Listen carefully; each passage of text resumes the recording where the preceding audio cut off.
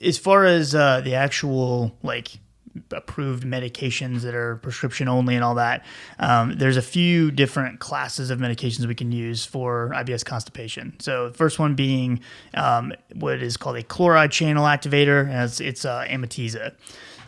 So this is something that is basically going to, again, activate chloride channels on the apical membrane of intestinal epithelial cells. That's going to cause them to increase fluid secretion and then improve that fecal transit, if you will. Now, if you're looking at IBS, it is actually approved in females only and 18 years and older.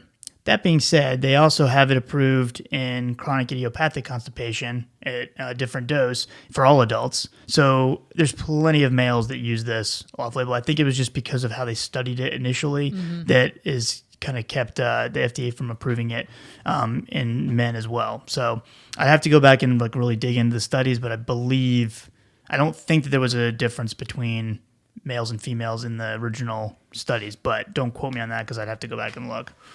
But as far as, is it effective or not? That's where I would kind of be a little bit hesitant because, some people may get some relief from it. But, for example, one of the main studies, it was a 12-week study. It showed an 18% overall response when someone was giving Amitiza compared to a 10% response in placebo. And that benefit persisted and even potentially increased by the 52-week follow-up. But really the change where people got a little bit more excited was that they went back to that study when the definition of a response for IBS studies was changed. And it was so they did a post hoc analysis of the same data, and then that 18% jumped to 24%. Woo hoo. And for the price, great. I'd be hoping for more than 24%. Yeah. I would. But it's approved and it's available. The one thing is that it seems like the patients really don't start getting their relief of symptoms until after about the first month. So that's also kind of wow. Yeah. So you got to be in it for an entire month. Adverse effects, the main complaints, nausea, diarrhea. So that's great. You fix your constipation and you have diarrhea. Perfect.